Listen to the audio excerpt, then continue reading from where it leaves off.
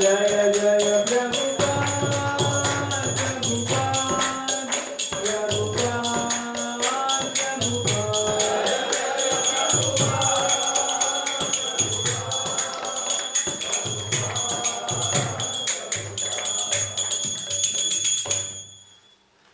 Jam Vishnupada Paramahamsa Parijajikacharya Shtottara Shakti Srimad His Divine Grace Abhay Charan Bhakti Vedanta Swami Srila Prabhupada ISKCON Samsthapanacharya Savior of the whole world Srila Prabhupada Jam Vishnupada Nitya Leela Pravishta His Divine Grace Bhakti Siddhanta Saraswati Thakur Srila Prabhupada Ananta Koti Vaishnava Vrinda Grantharaj Srimad Bhagavatam Nithai Go Premanande.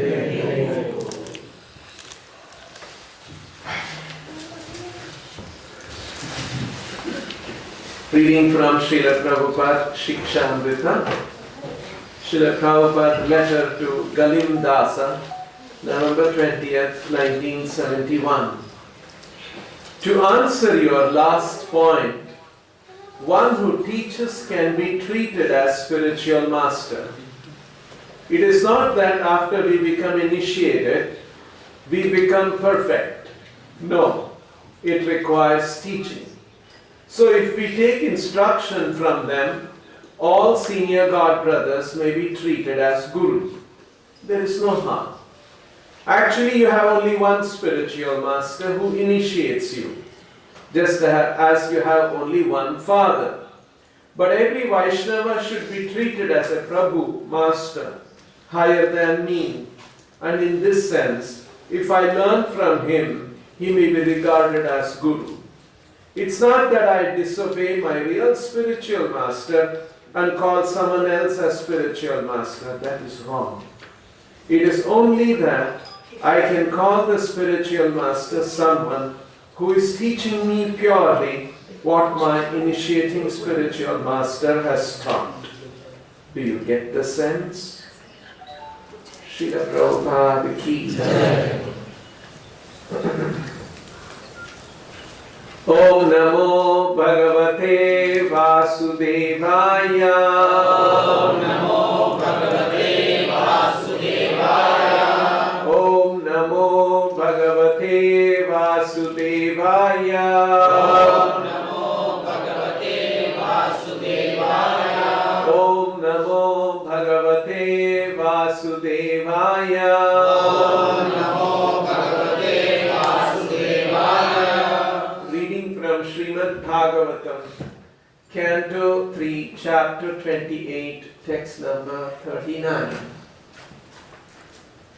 Yatha putra cha vittha cha yatha putra cha vittha cha prathan martyah pratiyate prathan martya pratiyate prathan martya pratiyate api atmatvena abhimatha apyatmatvena abhimatha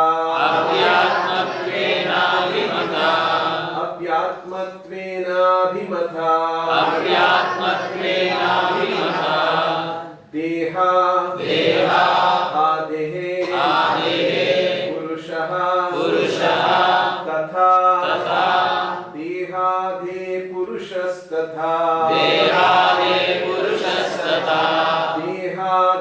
purushasthatha deha de purushasthatha yatha putracha vittacha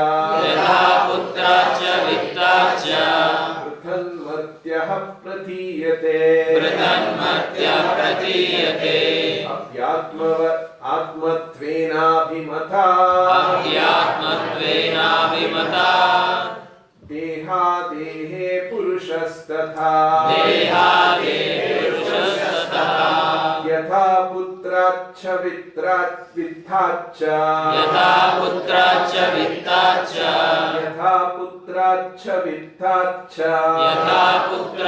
वित्ताच्च पृथन्मर्त्यः प्रतीयते अव्यात्मत्वेनाभिमता देहादे पुरुषस्तथा देहादेह पुरुषस्तथा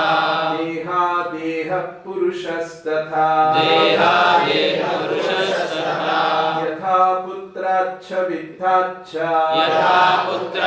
वित्ताच्च पृथन्मर्त्यः प्रतीयते अव्यात्मत्वेनाभिमता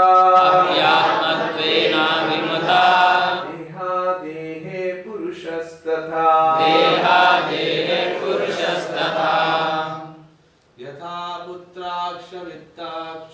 यथा पुत्राच्च वित्ताच्च पृथन्मर्त्यः प्रतीयते आत्मवेनाभिमता देहादेह पुरुषस्तथा यथा पुत्राच्च वित्ताच्च तन्मर्त्यय प्रतीयते अव्यात्मवत्तेनाभिमता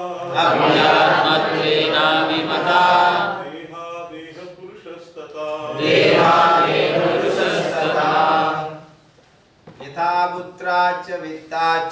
यथा पुत्राच्च वित्ताच्च पृथन्मर्त्यः प्रतीयते आत्मवत्वेनाभिमता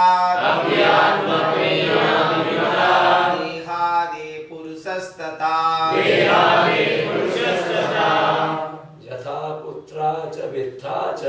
यथा पुत्रा च वित्ता च तन्मर्ते प्रतीयते हि आत्मना अभिमता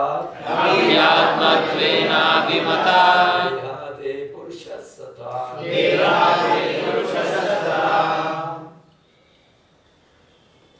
यथा पुत्रच्च वित्ताच्च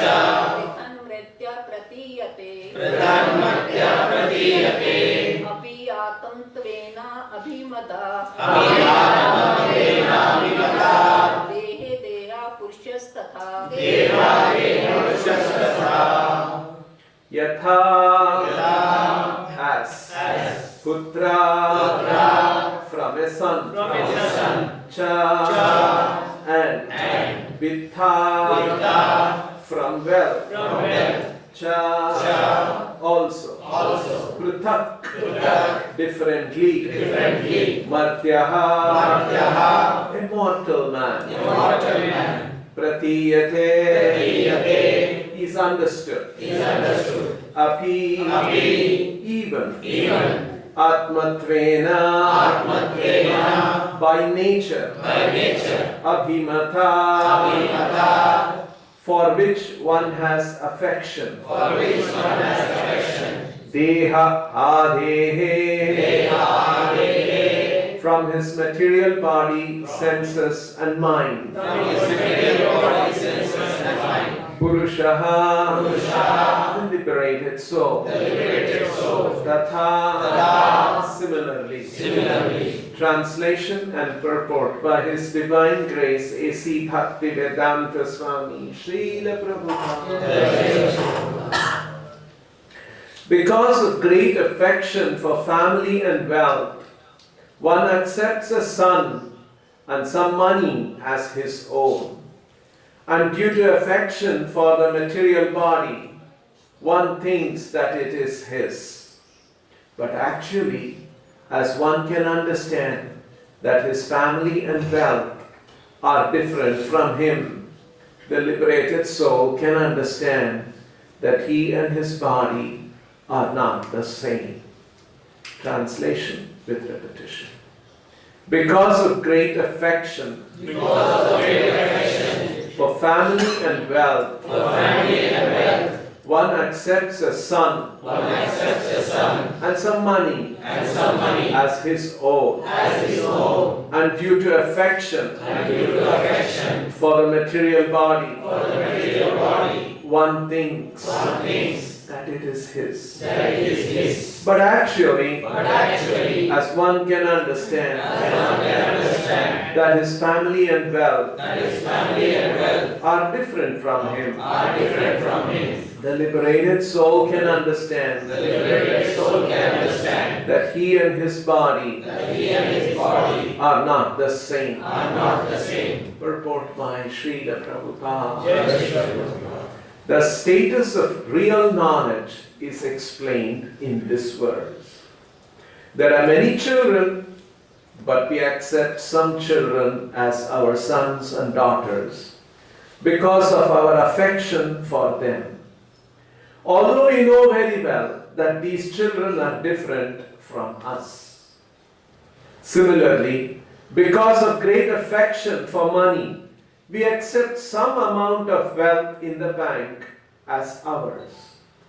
In the same way, we claim that the body is ours because of affection for it. I say that it is my body.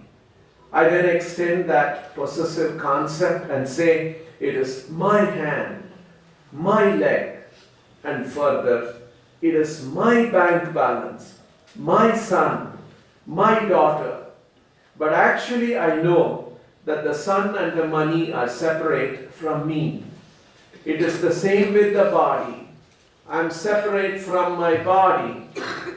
It is a question of understanding, and the proper understanding is called pratibuddha. By obtaining knowledge in devotional service or Krishna consciousness, one can become a liberated soul. Thus ends the Bhaktivedanta purport. Om Ajnanatirandasya Jnananjana Shalakaya Chakshurumilitam Yena Tasmai Shri Gurave Namaha. Om Vishnupadaya Krishna Preshaya Bhutale Srimate Bhaktivedanta Swami Nityanamine Namaste Saraswate Deve Gauravani Pracharine Nirvishesha Shunyavadi Paschatya Deshatarine Jaya Shri Krishna Chaitanya Prabhu Nityananda Shri Advaita Gadadhara Shivasadi Gaura Bhakta Hare Krishna Krishna Krishna Hare Hare Hare Rama Rama Rama Hare Hare. So we are seeing in this chapter Kapila's instructions on devotional service in the third canto of the Bhagavatam. Kapila is an incarnation of the Lord, appeared particularly to disseminate spiritual knowledge. And Kapila Deva, in his instructions, he is saying in today's verse, Yatha putracha vitthacha pruthak madhyaha pratiyate. This is in the context of how a liberated soul, a spiritually enlightened person, how he looks at things, that is being discussed. So Kapila Deva is giving an example. Just like all of us, we may have our family, we may have children, we may have wealth, but we consider that children, family, wealth, pruthak pratiyate. I am there and my children are there. My wealth is there. My house is there. My property is there. Pruthak pratiyate. I am there and they are there. They are different. I'm different from my children. They have their own identity. They have their own existence, and I am different from them. Pruthak martyaha pratimartyaha, mortals, like all of us. We prathiyate, we understand. Api atmatvena abhimatha. Although we have abhimatha, we have affection for our children, for our home, for our wealth. We have feelings for them, naturally. Atmatvena abhimatadapi pruthak pratiyate. Although we feel connected to our children, we feel affectionate towards our children, our family, our wealth, and our possessions that we have, but still we understand it is different from me. Yatha, in the same way, a liberated soul, a spiritually enlightened person, deha dehe purushastata. In the same way, an enlightened person sees his body, deha, adehe, his body, his senses, and various things. Because he is associated with it, he may have feel of abhimatha, he may have some affection, but he understands that they are different from me. Prathak pratiyate, deha dehe purushaha, prathak pratiyate. So, because of great affection, abhimatha, for family and wealth, putracha vittacha, one accepts a son and some money as his own. Atmatvena abhimatha. But actually, as one can understand that his family and wealth are different from him, prathak pratiyate.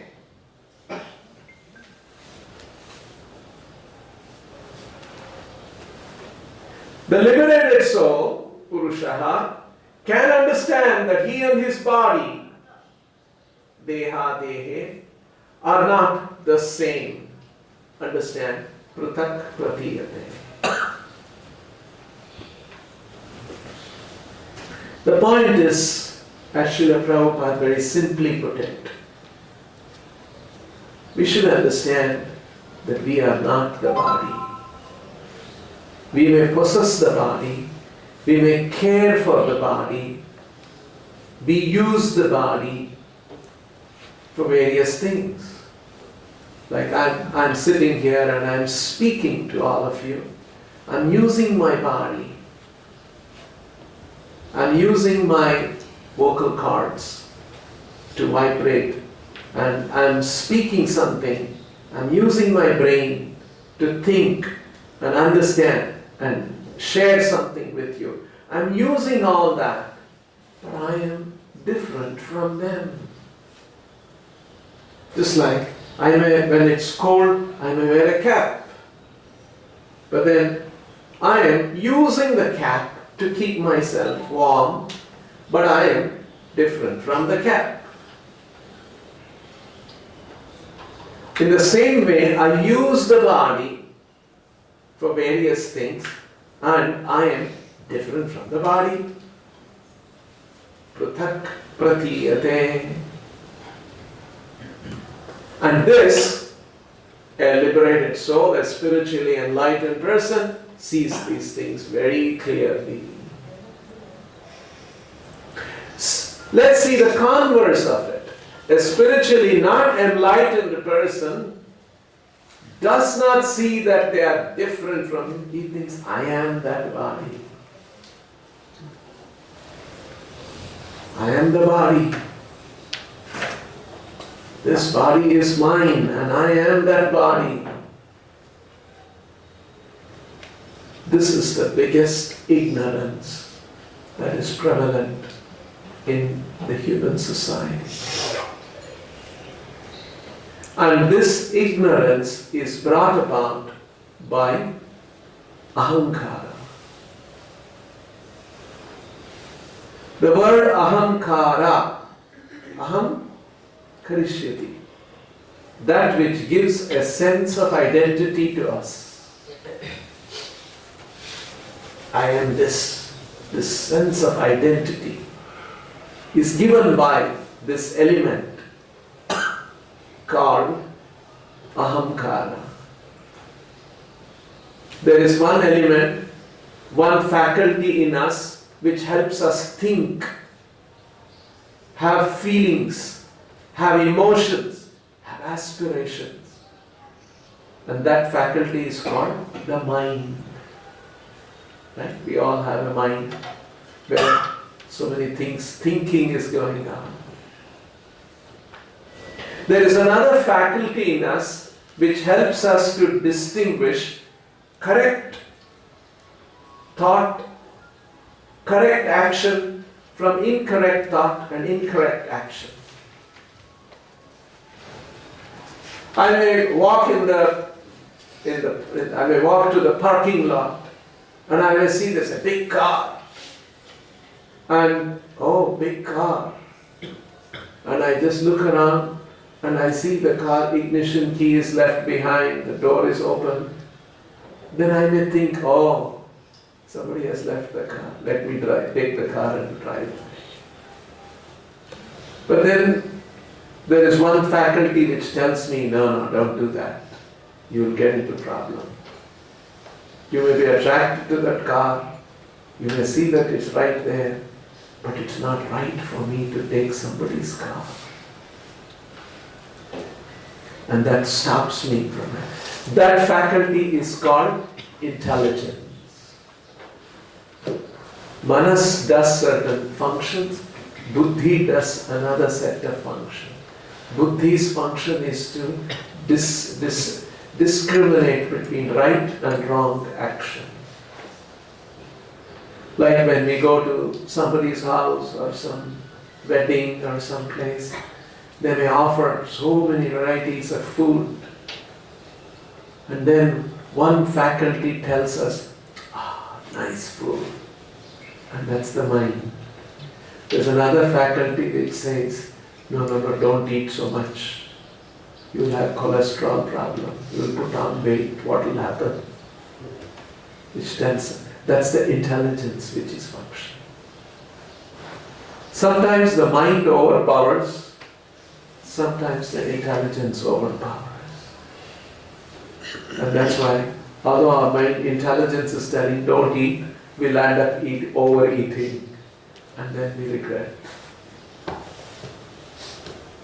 So, these are the different functions. The mind has a certain role, the intelligence has a certain role, which very commonly we all know, we all experience that, the mind and the intelligence. Krishna says there is an eighth element. Eighth meaning, Krishna is making it. This is the Bhagavad Gita's anatomy. Anatomy is to analyze this body.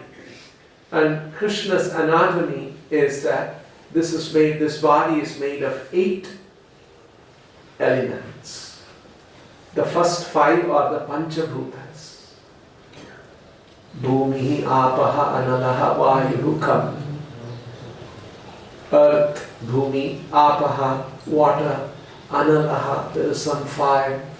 Bhumi, Rapo, Analo, Vayuhu, there is some air. And Kam, there is space. So these are the 5 Panchabhutas that we all hear in our scriptures. This body is made of Panchabhutas. Apart from these 5, the body also has Manas, Buddhi and Ahankara. This is how Krishna says, Bhumirapo nalo vayuhu kham mano buddhirevacha ahankara mithiyam me bhinna prakrutirashthadha. Ashtha, 8. These are the 8 elements. And Krishna is saying, all these 8 elements are my Prakriti. They are my energy. They are my energetic manifestation. So this is how Krishna analyzes.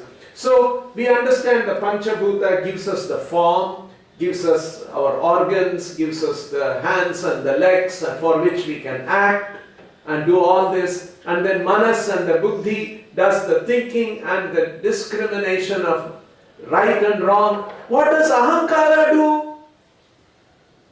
What is the function of Ahankara? In fact, the Acharyas describe, Srila Prabhupada describes, Panchabhutas can be felt. You can touch it, you can see it, you can see it's my hand, we can touch it, we can feel it, we know it is there, it's gross. Mind, intelligence, they are subtle, fine. You cannot see. How can I know, can I see any of your mind? I cannot see your mind. I cannot see your intelligence. But by the functioning of the mind and intelligence, I can ascertain its presence. Suppose we are discussing some problem, and then we are all thinking how to solve this, and then suddenly you will come up with an idea. Let's do like this. Oh, that's a good suggestion. That's a good idea. You are very intelligent. You could think of a solution for this problem. Because you found a solution, I can see your intelligence. I can perceive your intelligence by its function. Or if we are discussing something, you may say, no, I don't like this idea. I prefer something else. So I see that you dislike something. You have feelings for something, you have no feelings. So I can see that from that I can make out that you have a mind.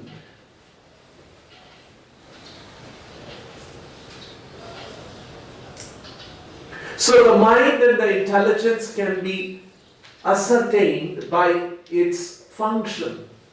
In the same way, Ahankara has a certain function by which we can identify the presence of Ahankara. What is that function of the Ahankara? To understand that, we should read the next verse of the Gita. After Krishna says, I'll come back to this 8th Ahankara function. After Krishna says, Bhumirapo nalo vayuhu khammano buddhirevacha ahankaramiti me bhinna prakrutirashtadha. He said all these 8 elements are my prakriti. Krishna has claimed that it is my prakriti. After saying this, in the next verse, Krishna is saying, Apareyamitastva anyam prakritim vidhi me param jiva bhuta mahabhaho yayedham dharyate jagat. Aparemitastva anya. Anya means apart from these 8 elements, there is one more element. The 9th element in this body.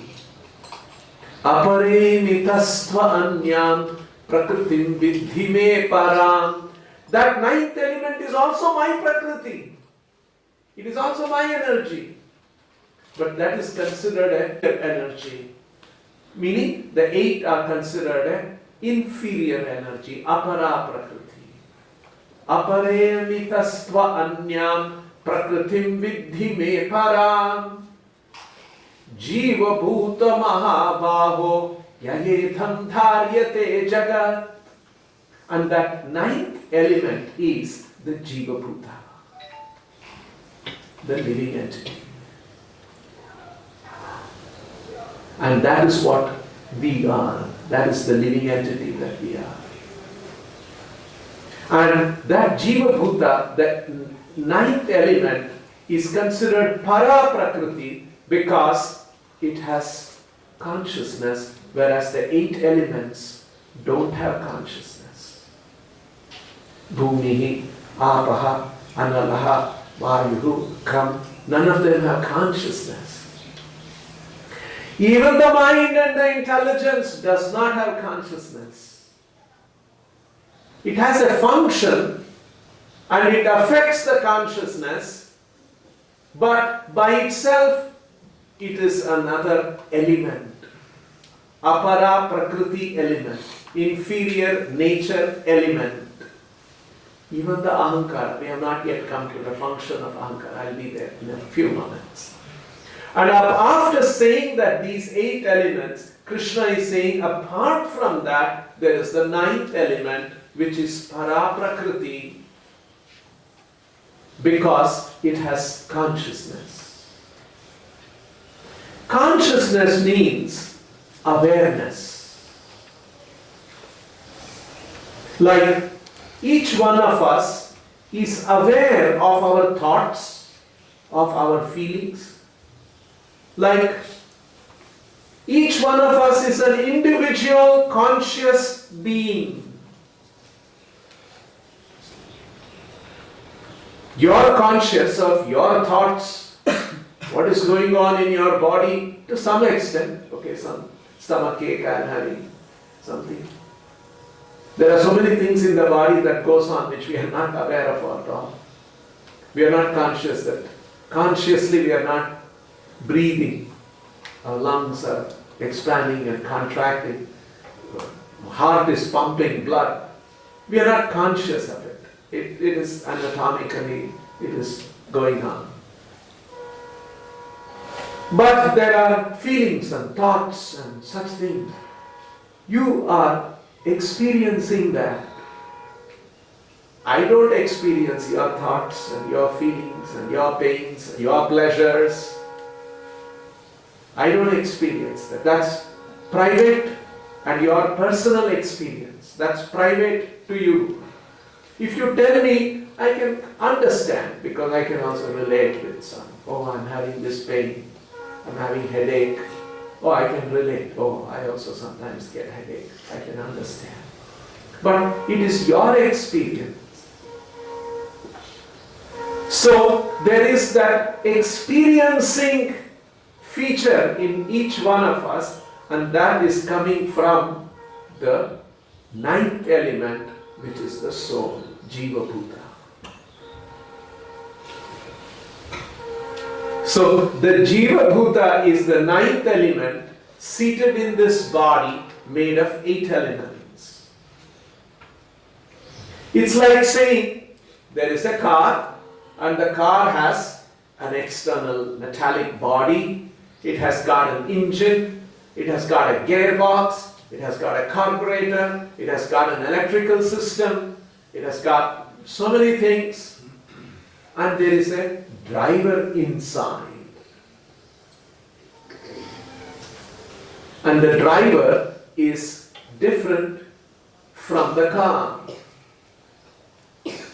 In the same way, Jiva Bhuta is the driver inside this car. But usually we don't think like that. We don't behave like that. How do we think and behave? We think, I am the body.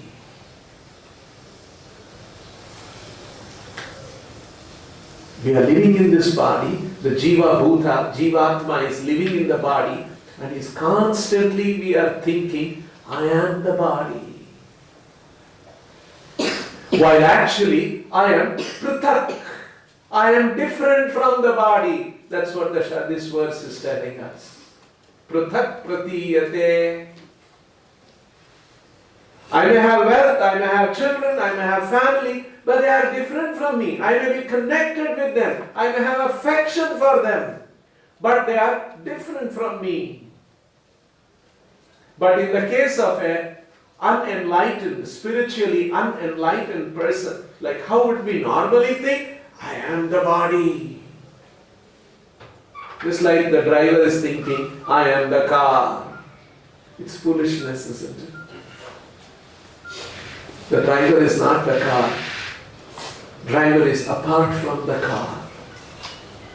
In the same way, we are different from the body, but by and large we think, I am the body.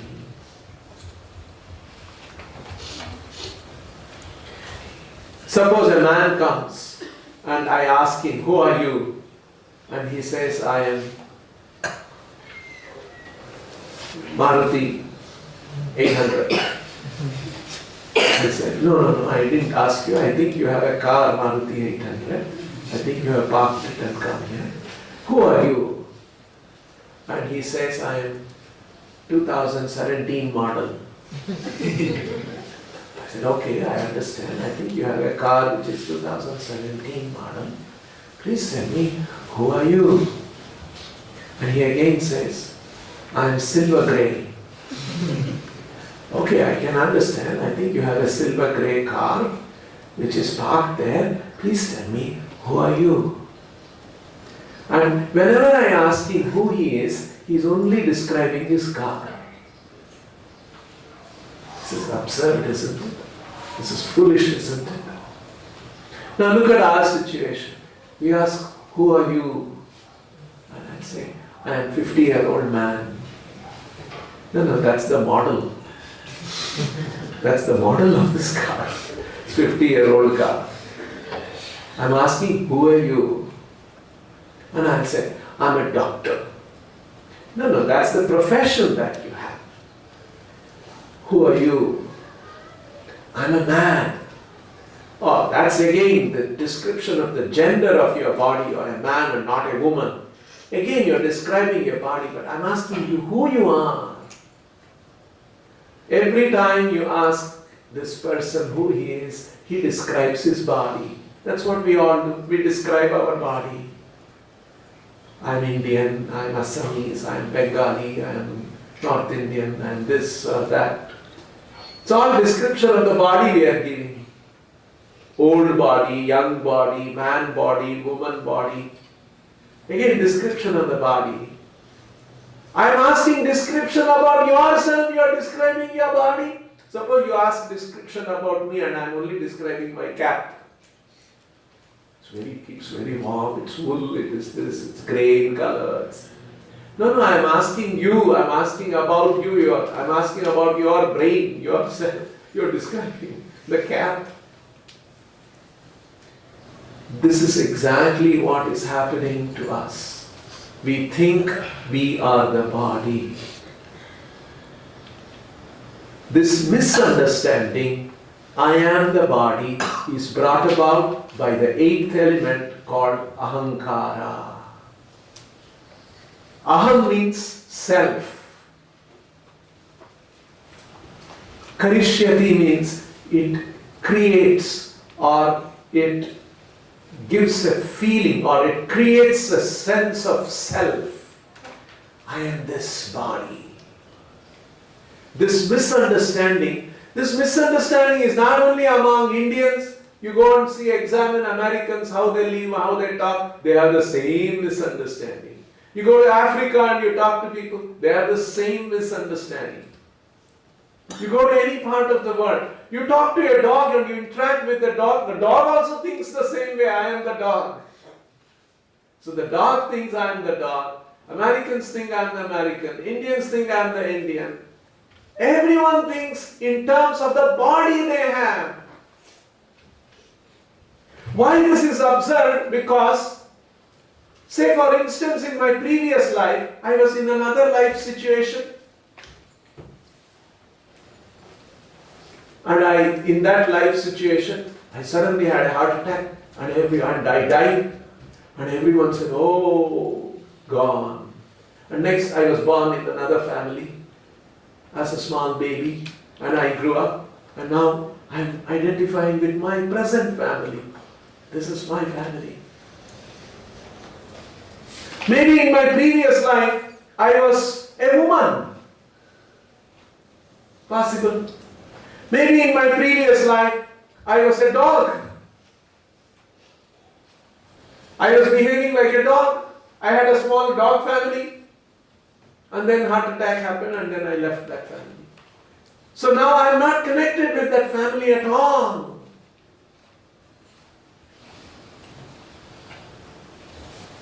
So, to feel that I am the body that understanding ahamkara, aham means me, my definition to be described in terms of the body, I am the body, is an incorrect explanation. Because the body we take on in different lives, we take on different bodies, just like Vasamsi Jirnani Yata Vihaya. Krishna says, just like we take dress. Today I may be in a white shirt, tomorrow I may wear a black shirt, next day I may wear a red shirt. It's the dress that I am wearing. I am inside the same person. In the same way that Jivatma is the same, taking on different bodies. And to think that I am the body is a misidentification. And this misidentification is brought about by the eighth element called ahankara. That's why it is called ahankara. Prabhupada translates the word ahankara as false ego. Ahankara is ego. Ego is one which gives us a sense of identity. I am this. But ahankara is an element in this body, in this body's composition. One of the elements, like mind, intelligence, is one of the elements in the body. Ahankara is an element which gives a sense of wrong identity to us, in the sense of identifying ourselves with the body. So, but the Jivatma, which is actually who we are, the Jivatma has a sense of identity as Jivatma. That is not false. That is real ego. The word ego has a bad sense and a good sense also. The bad sense is, hey, you're very egoistic. You know, we say sometimes somebody is thinking me, mine, and like that. Hey, you're too egoistic. That's the bad sense of the word ego. There is a not so bad neutral sense of the word ego in the sense of identity. So ahankara gives false identity and Jivatma has a real identity. We have a real identity. Who are we? Right now, that is being misunderstood in terms of the body. We are identifying ourselves with the body. And that identification with the body, misidentification with the body, the driver identifying himself with the car, that is brought about by an element called ahankara. So that's one of the elements in this body that all of us have. This is the anatomy that Krishna is describing in the Bhagavad Gita.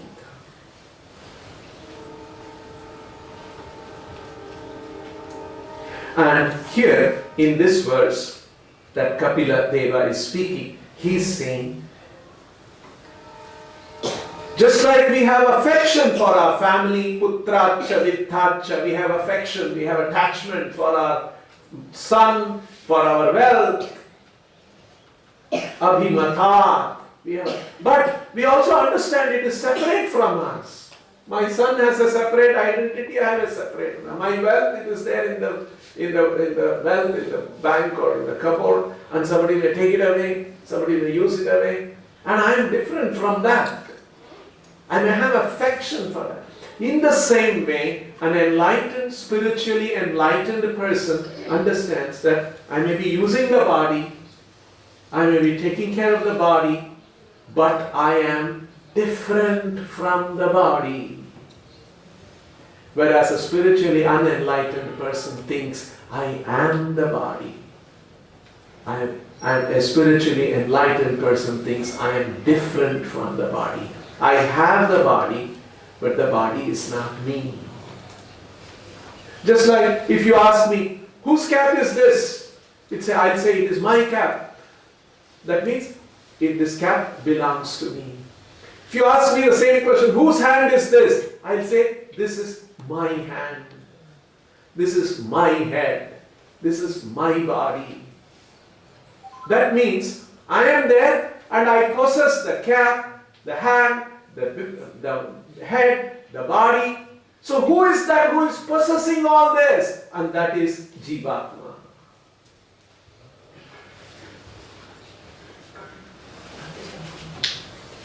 But this is the biggest ignorance in the human society. We think we are the body. We act for the body. We take care of the body. We don't try to understand who we are as a Jivatma. Understanding the position of the Jivatma, understanding the nature of the Jivatma, understanding the functioning of the Jivatma is spiritual life.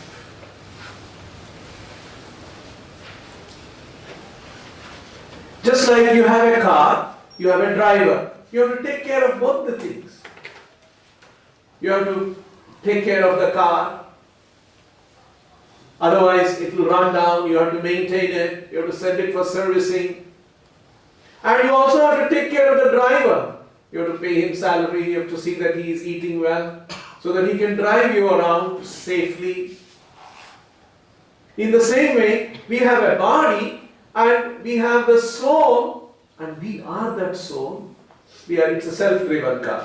I'm a driver, I don't have a driver, I drive a car myself. That kind of a situation. So I must not only take care of the car, I must also feed myself, eat myself, dress myself, and rest. And I need all these things so that I can use the car nicely. In the same way, there is the body and there is a soul inside the body, the driver who is driving this body. We have to take care of the body and we also have to take care of the soul. Taking care of the body is called material life.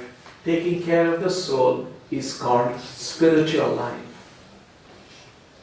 Moment we say spiritual life, we think, oh, what will happen to the body? Do we neglect? No, not necessarily.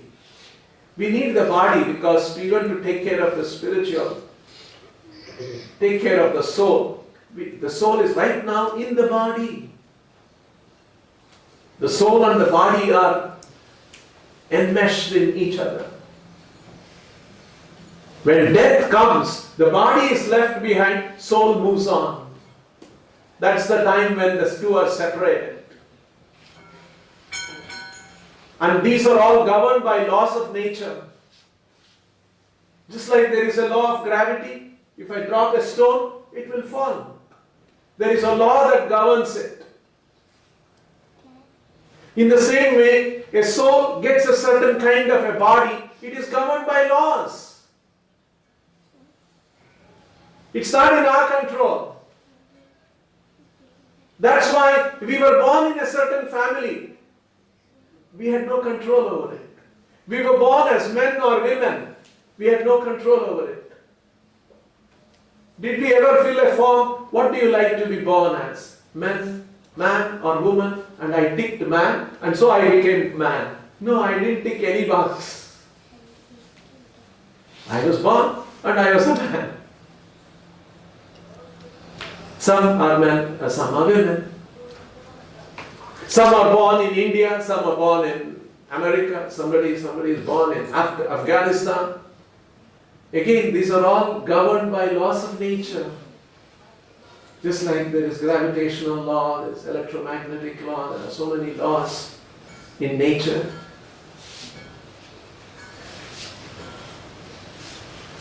So we may not know the laws.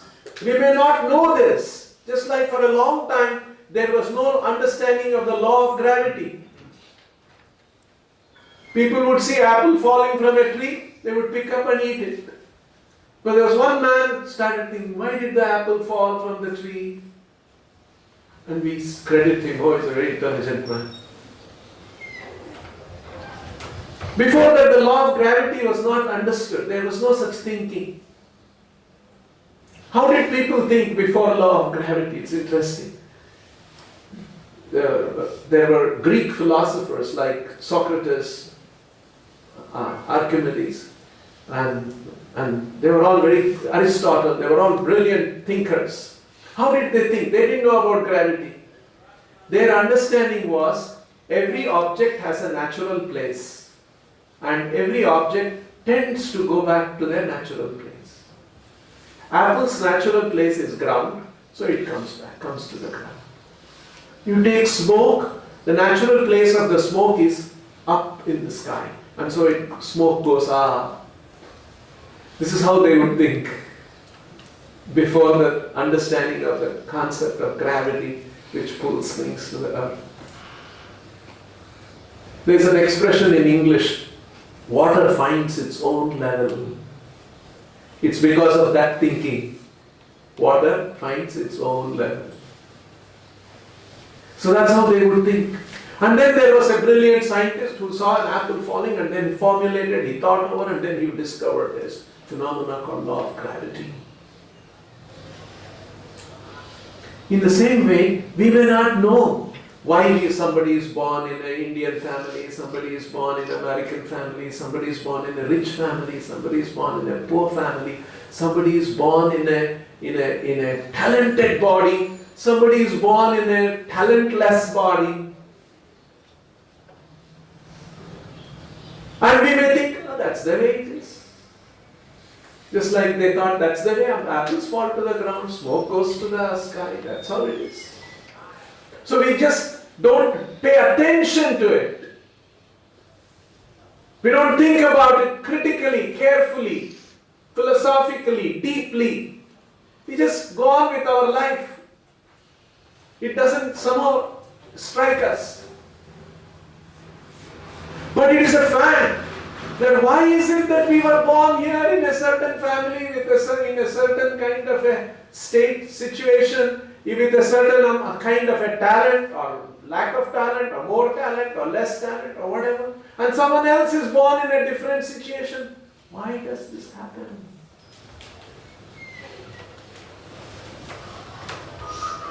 This requires a little bit of an introspective mind to think about these things, why these things happen. So, so Krishna is giving this analysis to help us understand that how we are actually that Jiva Bhuta. And Krishna is describing the other characteristics of the Jiva Bhuta, Jiva Atma. And one of the things that Krishna says is that this Jiva Atma will never die.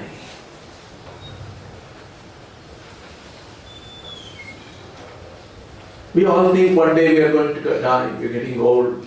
No, that death is the death of the body. It is not the death of the soul. That's why Krishna says, Avinashitu tad vidhi ena sarvamidam katham vinasham avyayasyasya nakaschit kartum arhasi. That Jivatma is avinashi. We will never die. So that means me, I am thinking and planning and analyzing. There's a personality, right, in each one of our body that we call ourselves as I am this. That personality will not end when the body ends. I continue to live. So one day I know I'll get heart attack, something will happen, and I'll be dead. Will be in my body somewhere. And then people who are around, they will dispose the body. Krishna is saying, the body may be left behind, the body may be disposed, but you will continue to survive the demise and destruction of the body. It's a very big thing. It means I'll still be there. Where will I be? In what form will I be? What will happen to me next? This thinking, this understanding is called spiritual life. And there is immense knowledge in our country in the form of the Vedic literature. This subject has been analyzed, debated, discussed by the foremost thinkers in our country, and they have left behind immense knowledge. Nowhere in the world this knowledge is as much developed and discussed and evolved as it is in the Vedic tradition. And it begins with this question: who are we? We are not the body, we are apart from the body, we are a spirit soul. This is what an advanced spiritualist clearly sees, that I am different from the body. Prithak pratiyate. Prithak pratiyate. He understands that I am different and distinct from the body. So there are many places in the Vedic literatures. In another place in the Bhagavatam it says, Yasyatma buddhi gunape tridhatuke. Atma buddhi. Buddhi means intelligence. Atma buddhi here also means intelligence, thinking, conception. Atma buddhi means, Atma means self, like aham. My understanding of myself, who am I? If somebody thinks I am, yasyatma buddhi kunape tridhatuke. Kunape means a bag. Tridhatuke means tridhatu, three elements. According to Ayurveda, if you go to an Ayurvedic doctor, they'll say your body is kapha body, pitta body, vayu body, different analysis they say. You take this kind of food, vayu will increase, pitta will decrease. So this is Ayurvedic analysis. Tridhatuke means this body, this is a body is considered as a bag of kapha, pitta, vayu. In that sense. So to consider oneself to be this bag of elements, kapha, pitta, vayu, or if you say in the modern terminology, this bag which is having nervous system, cardiovascular system and various other systems, or skeletal system, this bag to consider is me.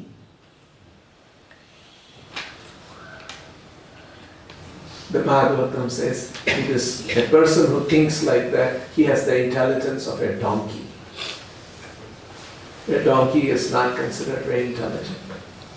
Or a cow. Cow is also not very intelligent. It may be a sacred cow, it may take milk, that's okay. But in terms of intelligence, they don't match the human intelligence.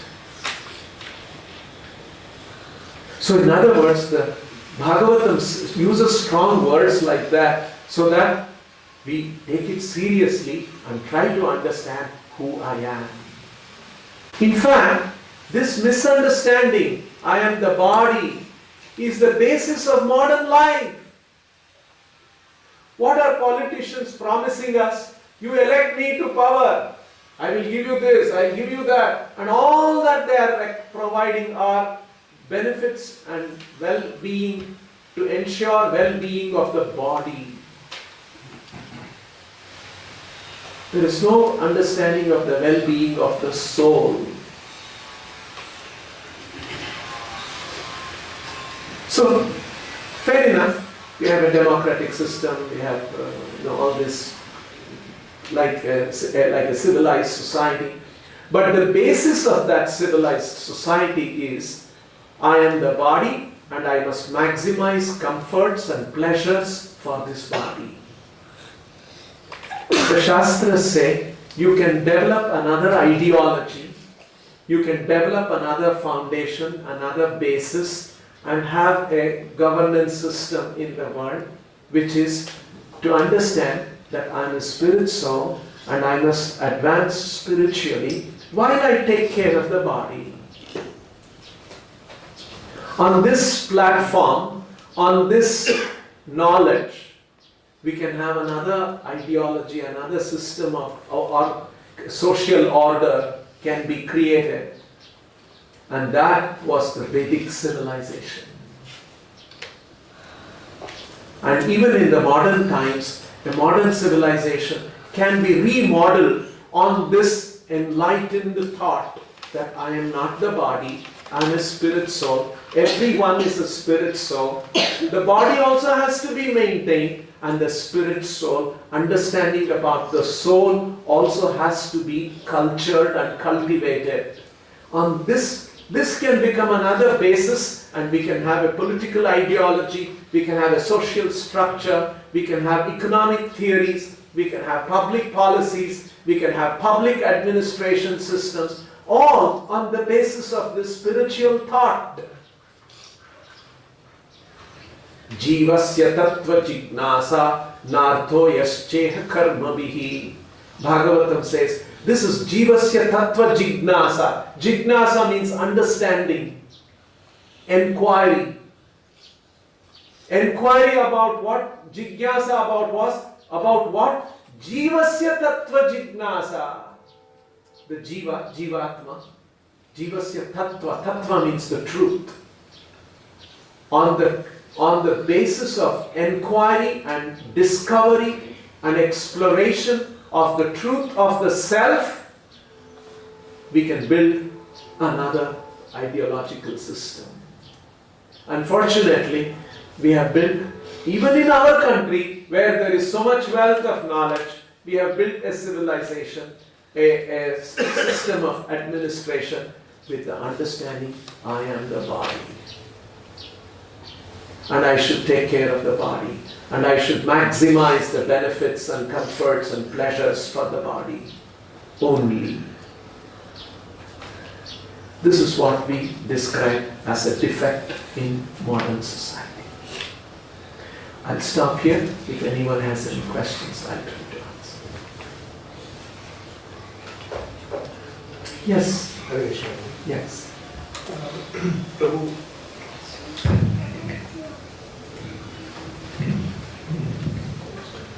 spirituality, as you said, needs a conscious effort to understand. And once we take to Krishna consciousness, we are given the true aspect of it. One is chanting, eating prasadam, dancing. And that's like if you are in association with the devotees, but you are not making any conscious effort to understand spirituality. So like how much one should put in to understand spirituality and then be in association of the devotees. Okay. You mean to say chanting, dancing, kirtan, worship, how much we should do and how much we should try to understand philosophically all these things? Not exactly, Prabhu. What I mean to say is that we should be doing that, but should there be a conscious effort to understand spirituality also? Simultaneously with this. Understand spirituality meaning philosophically thinking. And like whatever we discussed today, if one is able to understand that, I know it's not possible to understand this without having surrendered to the Lord. But that surrender to the Lord and the the conscious effort will simultaneously automatically happen, or it has to develop consciously. That's my question. Okay. You see, Krishna says, Bhagavatam says, we should do Shravanam, Kirtanam, Vishnu, Smaranam, Archanam, Vandanam, Padasevanam, and so on. In that Shravanam is also there. Shravanam is to hear about Krishna, Krishna Katha, the Tattva, Krishna Tattva, as it is described in the Gita, Bhagavatam. That is also part of devotional activity. That is also part of that. When we do this Shravanam and when we do all this, we become purified. And in that purified state, what do? We chant, we do glorification of the Lord, we do service to the Lord. That will happen naturally. Yes. But that has to develop with the understanding. If we have that understanding. Suppose somebody doesn't read philosophy, all this, and only does chanting. A person can do chanting, and if somebody is chanting nicely, with the right attitude, Krishna will give all knowledge. Tesham satata yuttanam bhajatam priti purvakam dadami buddhi yogam tam ena mamupayantite. Krishna says, I give the knowledge by which you will come to. So then why should we hear class? Why should we read this? Why did Prabhupada write so many books? The fact is, we need to do that because we don't have attraction for the holy name, chanting and all that.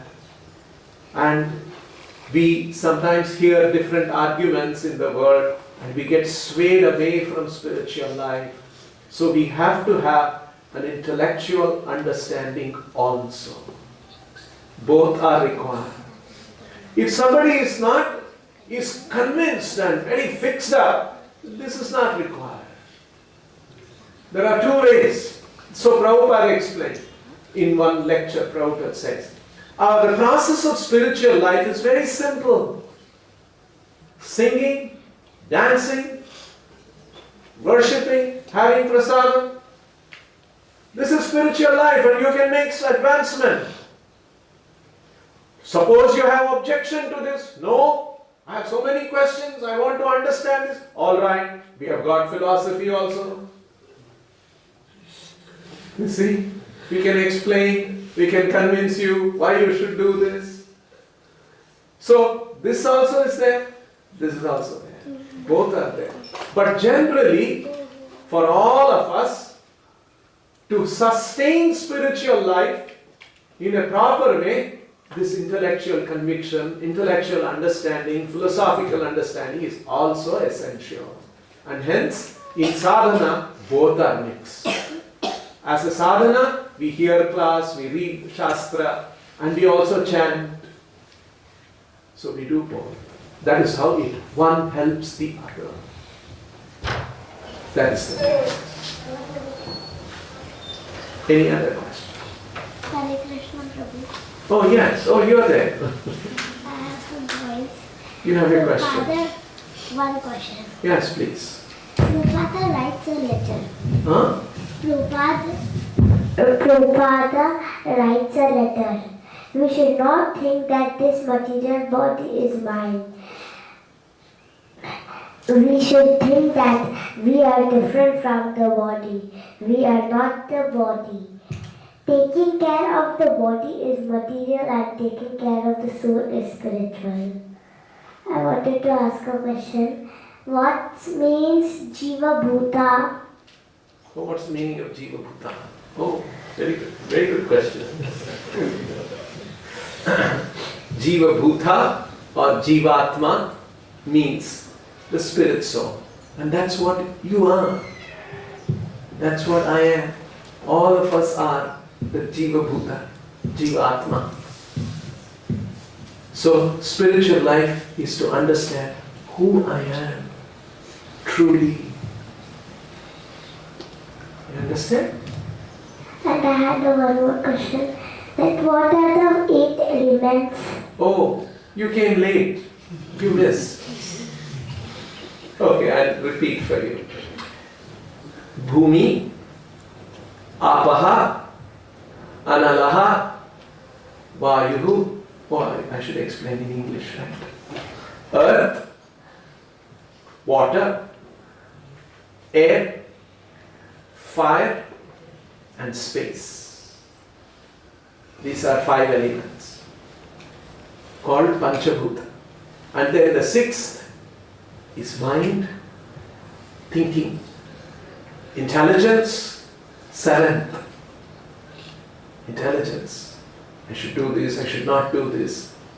And 8th element is Ahankara, which gives you the sense that I am the body, I am the mind, I am the intelligence.